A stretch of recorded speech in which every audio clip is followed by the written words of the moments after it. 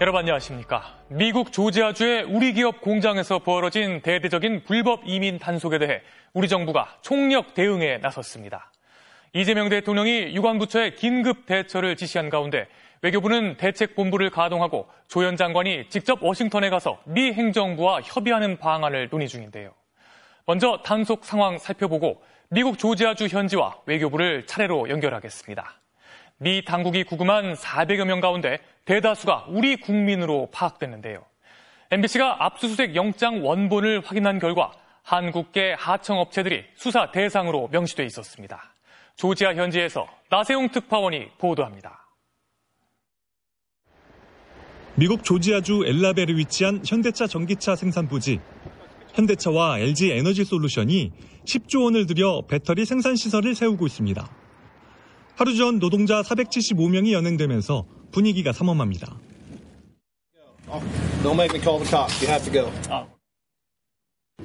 어제 합동 단속 이후로 공사 현장은 이렇게 비었고 공사 자체도 멈춰 섰습니다.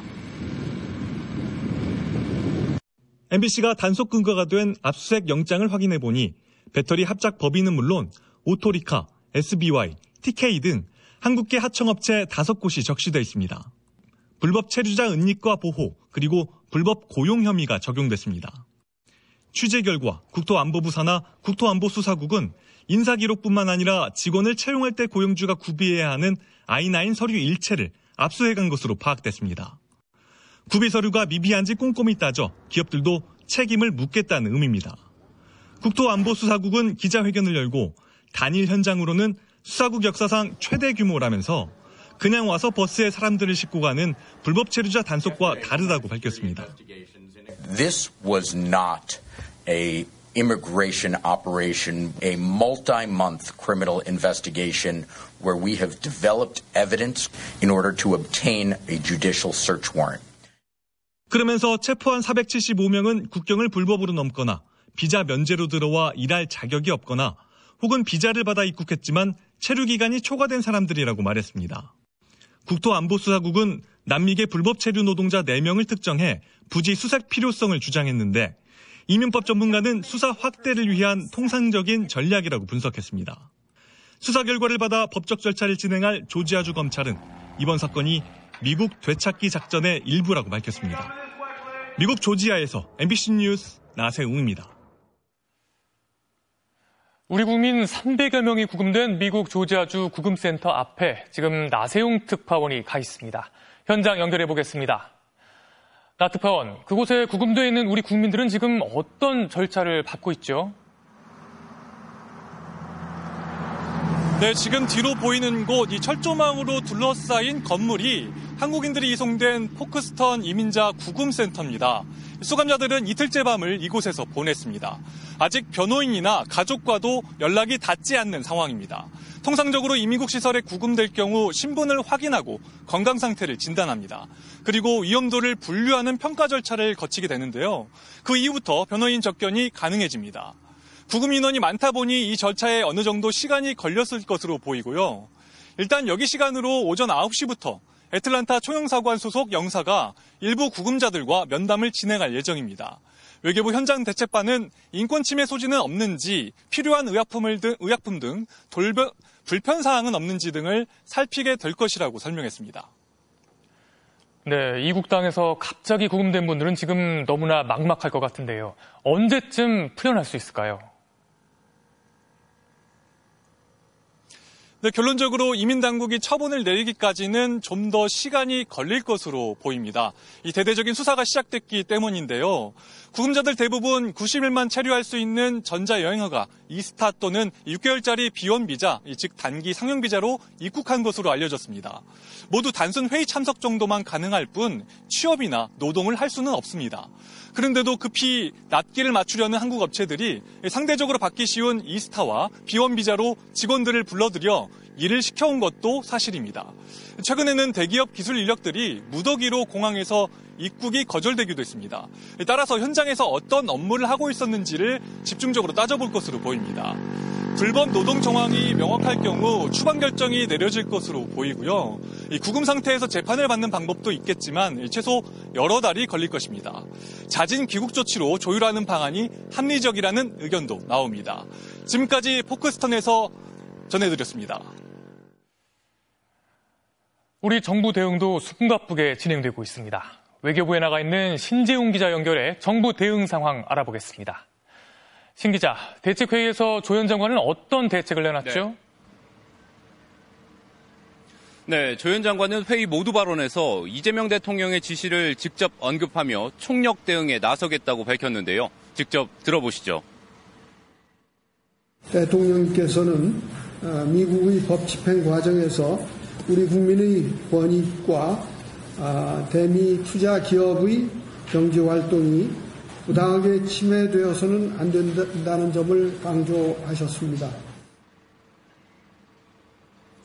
이 대통령은 우리 시간으로 어제 사건 발생 직후 바로 보고를 받은 뒤 긴급 지시를 내렸고 이후 대통령실 국가안보실과 국정상황실, 외교부 모두 24시간 실시간 대응에 들어갔습니다. 조현 외교부 장관도 매우 우려가 크고 국민들이 체포된 데 대해 막중한 책임감을 느낀다며 사안의 중요성을 감안해 자신을 본부장으로 하는 재외국민보호대책본부를 설치했다고 밝혔습니다. 이어 필요하다면 본인이 직접 미국 워싱턴에 가서 미 행정부와 직접 협의하겠다고 강조했습니다. 외교부는 또 조셉 윤 주한 미국 대사대리에게 우려와 유감을 표했고 우리 국민의 정당한 권익이 침해되지 않도록 각별히 유의해 줄 것을 당부했다고 설명했습니다. 조 장관은 이어 미국 국무부와 국토안보부 등을 대상으로 같은 메시지를 전달했고 현재 주미 한국대사관 총영사가 현지에 파견돼 주정부 관계자 등을 접촉하면서 현장 대책반을 지휘 중이라고 밝혔습니다. 대책반에는 무역투자진흥공사 코트라까지 현장에 합류했는데 구금된 인원이 많고 미국 이민당국이 정부 공유를 꺼리고 있어서 어려움을 겪는 것으로 전해졌습니다. 정부는 미국 측과 고위급 소통 채널을 열어두고 협의를 계속해 나갈 계획이라고 밝혔습니다. 지금까지 외교부에서 전해드렸습니다. 뒤늦게 구금 소식을 전해들은 가족들은 속이 까맣게 타들어가고 있습니다. 갑자기 연락이 끊긴 채 어떻게 지내는지, 언제 풀려나는지조차 알 길이 없어 발만 구르고 있는 상황입니다. 윤수환 기자가 보도합니다. 한국 시간으로 그젯밤 미국 이민당국의 기습 단속 당시 조지아주 공장 건설 현장에 있던 한국 직원이 가족에게 보낸 메시지입니다. 군대인지 경찰인지 들어와서 전수 검사 중이라며 헬기와 총을 언급하더니 사람들을 싹 다 모아놨다고 말합니다. 변호사 이한재 씨도 해당 현장에 있었던 처남으로부터 비슷한 메시지를 받았습니다. 갑자기 막 들이닥쳐서 다 조사를 받아야 된다고 하더라. 이래서 줄 서 있다. 그게 마지막 연락이었어요. 그러고 나서 이제 집에 돌아간 게 아니고 구금됐었구나라는 거를 뒤늦게 안 거죠. 직원들이 외부와 연락하기 어려운 상황이라는 회사 공지가 온 건 그 다음이었습니다. 깜짝 놀라 회사에도 영사관에도 전화했지만 명확한 답을 들을 순 없었습니다. 알아보는 중이다 정도의 대답만 어디에 있는지, 지금 갇혀 있는 건지, 어떤 상황인지, 재판을 받는 건지 전혀 알 수가 없는 상황이고요. 직장인 온라인 커뮤니티에도 매일 약을 먹어야 하는데 동생이 걱정된다. 업데이트 소식이 없어서 밤새 잠도 안 온다 등 가족들의 애타는 사연이 올라왔습니다. 현지에서 체포된 457명 중 한국인은 300명 이상. 그중 46명은 LG에너지솔루션 직원이고 나머지는 대부분 하도급 업체 소속입니다. 합작 공장을 발주한 현대차, LG에너지솔루션과 시공사인 현대엔지니어링은 협력회사 구분 없이 구금 해제 등 안전을 위해 필요한 조치를 하겠다는 방침입니다. 특히 LG에너지솔루션은 당분간 미국 출장을 전면 중단하고 내일 김기수 최고인사 책임자를 미국에 급파하기로 했습니다. MBC 뉴스 윤수환입니다. 지금 이 상황, 우리로선 정말 당혹스러울 수밖에 없습니다. 불과 얼마 전 트럼프 정부는 관세로 압박해 우리 기업들의 대대적인 미국 투자를 약속받았죠. 트럼프 대통령은 당국이 해야 할 일을 한 거라는 이해하기 힘든 반응을 보였습니다. 워싱턴에서 김재용 특파원이 보도합니다. 미국 언론도 깜짝 놀라 톱뉴스로 보도한 이번 작전을 놓고 질문이 쏟아졌지만 트럼프 대통령은 대수롭지 않게 반응했습니다. I would say that they were illegal aliens and ICE was just doing its job. 당국이 해야 할 일을 했을 뿐이라는 겁니다. 한국이 거액의 투자를 약속했는데 걱정되지 않느냐는 질문엔 오히려 반론을 폈습니다. They pledged to invest $150 billion in the U.S. when they were just here, last week. Are you concerned? Well, and they have the right to sell cars and things in our country. It's not like a one-sided deal. 공식 발표를 보면 근본적으로는 미국인을 더 고용하라는 압박이 깔려 있는 것으로 보입니다. We are sending a clear and unequivocal message that those who exploit our workforce, undermine our economy, and violate federal laws will be held accountable. 이런 상황에 하루 최소 3,000건 이상의 불법 체류자 단속을 지시해온 실적주의는 결정타였을 가능성이 있습니다. 일부 친트럼프 정치인들은 내년 11월 중간선거를 앞두고 아예 반이민 정서를 부채질하고 있습니다. 특히 대표적 경합주인 조지아주의 한 공화당 하원 의원 후보자는 잡지 인터뷰에서 불법 체류 노동자 소문을 듣고 직접 제보했다며 과시까지 하는 상황입니다. 게다가 단속 대상이 된 공장은 바이든 전 대통령이 제조업 일자리를 창출했다고 내세웠던 곳이기도 합니다. 전임 정부의 지적에 흠집을 내려는 정치적 목적이 함께 깔려 있다는 지적이 그래서 동시에 나오고 있습니다. 워싱턴에서 MBC 뉴스 김재용입니다. 다음 소식입니다. 지난해 검찰이 건진법사 전성배 씨의 집에서 압수한 관봉권 띠지가 분실된 황당한 일이 있었죠. 이와 관련해 검찰 관계자들이 어제 국회에 나왔지만 서로 책임을 떠넘기며 모르쇠로 일관했는데요. 이를 본 이재명 대통령이 관련 사건을 검찰이 아닌 특검이 하는 게 좋겠다는 의견을 전달한 것으로 알려졌습니다. 이기주 기자가 보도합니다. 이재명 대통령이 관봉권 띠지 유실 사건을 김건희 특검이 수사해야 한다는 의견을 피력한 것으로 알려졌습니다.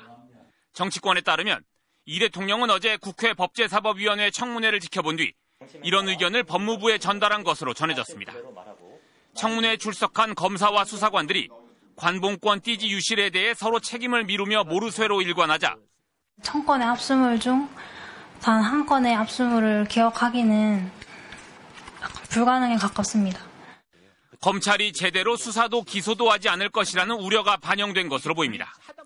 검찰이 수사가 끝나고 나면 검찰이 기소 여부를 결정을 해서 구형도 검찰이 하겠죠. 김정민 수사관이 이렇게 제가 옆에서 듣기에도 갸우뚱하도록 답변하는 거는 사실 저 사람 입장에서는 당연한 일. 앞서 이 대통령은 한 공개석상에서 관봉권 띠지의 중요성을 직접 언급하기도 했는데 띠지에 뭐가 있냐? 그 띠를 만든 은행 창구 직원의 도장이 찍혀 있어요. 그거를 다 모아서 요거는 땡땡 사무관 준 거, 요거는 무슨 서기관 준 거, 이거 다 써놓죠. 어제 청문회는 검찰의 수사권에 대해 대통령을 다시 고심에 빠지게 하는 장면이었다고 대통령실 관계자는 전했습니다. 특히 대북송금 의혹 수사와 관련해 회유 시도가 있었다는 증언이 청문회에서 나온 것도 영향을 미친 것으로 풀이됩니다. 배상윤 들어오면서 누구의 이름을 얘기하는 거였나요? 공항에서? 말씀드려도 되겠습니까? 네. 이자, 제자, 명자입니다. 관봉권 띠지 사건은 당초 김건희 특검법 개정안 발의 당시 수사 대상에 포함됐었지만 법사위 논의 과정에서 제외됐습니다. 하지만 이 대통령의 의중이 알려지면서 본회의에 상정될 개정안에는 다시 포함될 가능성이 높아졌습니다. 김건희 특검법 개정에서 이 사건은 김건희 특검으로 가져갈 계획입니다. MBC 뉴스 이기주입니다. 어제 국회에 나온 검찰 관계자들의 태도는 분노를 자아냈습니다. 마음대로 자리를 바꾸고 몰래 말을 섞는가 하면 급기야 조롱하듯 욕설을 썼다. 들통나는 일까지 벌어졌습니다. 구나연 기자가 보도합니다. 건진법사 집에서 관봉권을 발견한 뒤 사진까지 찍어놨던 수사팀은 압수물 담당 수사관의 잘못이라고 주장했습니다. 띠지를 훼손하지 말라는 취지로 전달을 했고 압수물 보관 과정에서 띠지가 훼손되었다는 정도로 보고받았습니다. 담당 수사관의 말은 달랐습니다. 띠지나 그런 부수적인 것들에 대해서는 특별한 지시가 있어야만 보관하는 것으로. 책임자로 지목된 압수물 담당 수사관 2명은 사전에 답안지까지 함께 만들어 보고 읽었습니다. 남경민 수사관 이거 작성 누가 하셨어요? 모범 답안? 모범 답안이 아니라 질의응답 예상해본 겁니다. 누가 작성하셨어요? 본인이 직접 함께 했습니다. 여기엔 심지어 비속어까지 적혀 있었습니다. 무슨 말이에요, 저거는? 지금 오늘 나와서 무슨 자세로 나온 거예요? 국회의원들이 비읍시옷이야? 어제 그냥 혼자 연습하다가 적은 겁니다. 남들 다 폐기해 비읍시옷들아. 그러면 관봉에 띄지 누가 폐기한 거예요? 청문회에선 검찰의 은폐 정황만 짙어졌습니다. 담당 검사가 띠지 분실을 알게 된 건 지난 1월 초였지만 상부에선 석 달 뒤에야 이를 파악했습니다. 신흥석 당시 서울 남부지검장이 심우정 검찰총장에게 보고했지만 아무도 책임을 진 사람은 없었습니다. 당시 부장검사와 차장검사는 청문회에 나와선 자리를 바꿔가며 몰래 대화를 나눴습니다.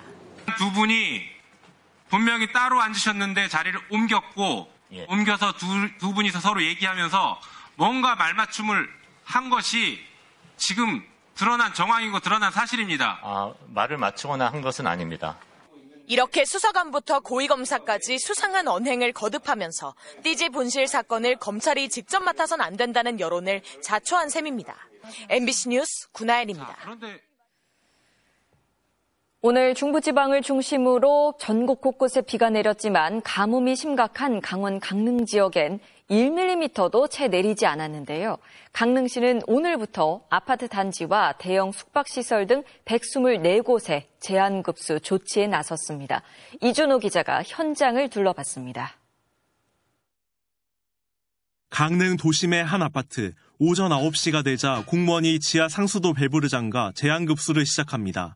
아파트 조수조의 물이 줄어들면 급수차 등으로 다시 채워 넣어 물이 완전히 끊기는 건 아니지만 저수조의 물을 나눠 써야 하는 주민들은 당장 설거지를 줄이는 등 물 아끼기에 나섰습니다.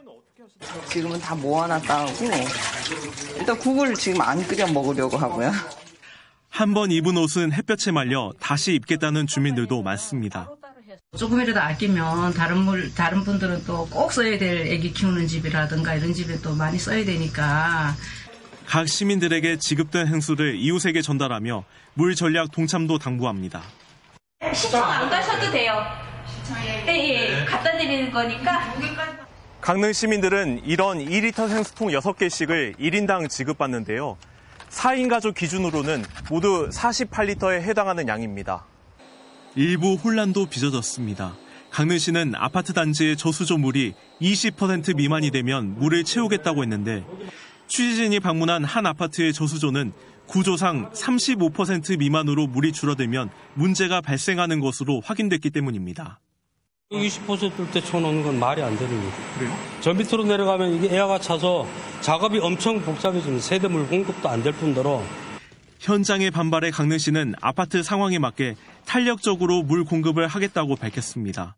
강릉의 주 취수원인 오봉저수지의 저수율은 더 내려가 13% 선마저 붕괴됐습니다.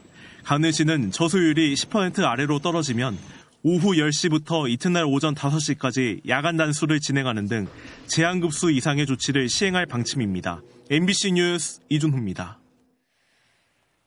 조국 혁신당에서 발생한 성비위 사건을 두고 최근 최강욱 전 의원의 2차 가해 논란이 있었는데요. 이 때문에 대변인 탈당 사태까지 발생하자 당 지도부가 공개적으로 사과하기도 했습니다. 그런데 사과가 무색하게 핵심 당직자가 2차 가해성 발언을 한 사실이 새롭게 알려지며 파장이 커지고 있습니다. 김현지 기자입니다.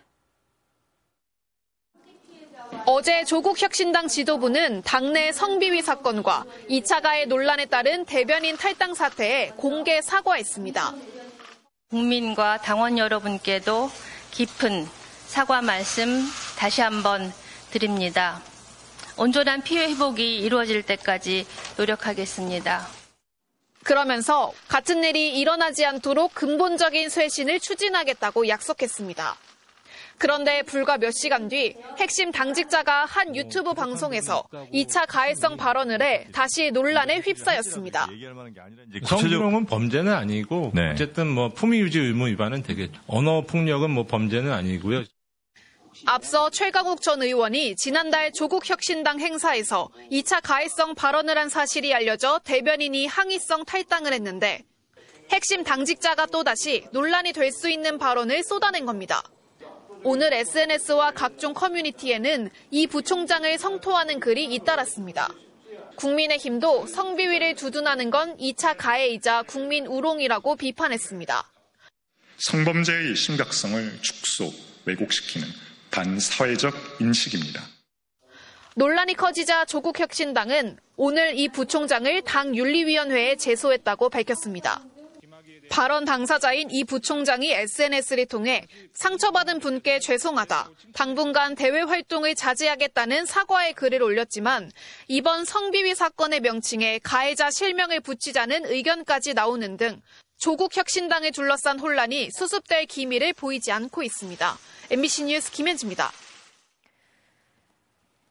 박찬욱 감독의 신작 어쩔 수가 없다가 경쟁 부문에 진출한 베네치아 영화제 폐막을 하루 앞두고 있습니다. 여전히 뜨거운 인기 속에 황금사자상 수상 가능성에 대한 기대도 커지는데요. 현지 분위기는 어떨까요? 베네치아에서 이덕영 특파원입니다. 영화제 폐막을 하루 앞둔 이탈리아 베네치아의 리도섬. 관객들에게 어떤 영화가 황금사자상을 받을 것 같은지 물어봤습니다. 박찬욱 감독의 어쩔 수가 없다의 인기는 여전했습니다. But I really like the concept of it and also the way he constructs the images is always phenomenal. I think after this film festival we will talk about it a lot. 하지만 수상이 가장 유력하다고 단정하기는 이릅니다. 무엇보다 튀니지 출신 카우더 벤 하니아 감독의 힌드라잡의 목소리에 대한 관심이 뜨겁습니다. I think the name is Hind Rajab. It's about Gaza, and I think that was so impressive. 이 영화는 이스라엘군의 포격으로 가족 전원이 몰살당한 차량 안에서 구조를 요청하다 끝내 숨졌던 6살 소녀 힌드라잡의 절박한 실제 목소리를 그대로 담았습니다.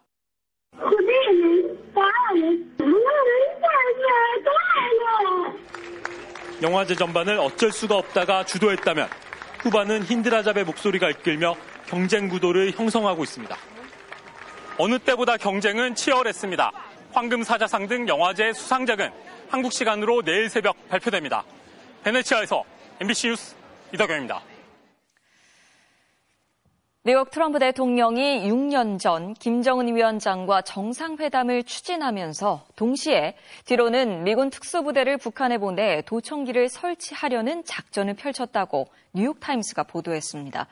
1차 북미 정상회담을 마친 트럼프 대통령이 김 위원장을 높이 평가하면서 2차 북미 회담을 준비하고 있었던 시점이었습니다. 자, 김 위원장은 이 사실을 알고 있었을까요? 이면주 기자가 보도합니다. 지난 2019년 초 트럼프 대통령은 2차 북미 정상회담을 추진하고 있었습니다. 당시 그는 1차 정상회담의 분위기를 이어가기 위해 김정은 위원장에 대한 칭찬을 반복하고 있었습니다. 그러던 어느 칠흑 같은 겨울밤, 빈라덴을 사살했던 미국 최정예 특수부대 네이비실이 북한 해안으로 접근했습니다. 김 위원장을 감청하기 위한 장치를 심으려고 어민들이 없을 캄캄한 겨울밤을 택했습니다. 해안까지 접근한 특수부대원들은 그러나 잠수복을 입은 북한 어민들과 맞닥뜨렸습니다. 작전이 발각되면 회담 자체가 무산될 상황. 이들은 북한 어민들을 사살하고 시신을 가라앉혔습니다. 이 시점에 인근 바다에는 스텔스 비행기와 모하민 핵추진 잠수함, 고무보트를 탄 지원 병력이 만약의 사태에 대비하고 있었습니다. 트럼프 대통령의 승인 없이는 이루어지기 어려운 작전이었습니다. Now, President Trump, who is in charge of making that decision, ultimately decided to go forward. 이 같은 내용을 보도한 뉴욕타임스의 질문에 백악관과 특수전 사령부는 노코멘트라고 말하며 부인은 하지 않았습니다. 그러나 트럼프 대통령은 들어본 적도 없는 얘기라고 했습니다. I don't know anything about it. I'm hearing it now for the first time. 미국은 작전 실패 직후 이 지역에서 북한군의 움직임이 갑자기 활발해진 것을 확인했습니다. 북한이 미군의 침투 사실을 알고 있었는지 여부는 확인되지 않았습니다. 트럼프는 지금도 김정은 위원장과의 친밀감을 강조하며 김정은 위원장을 만나고 싶다고 말하고 있습니다. MBC 뉴스 이면주입니다.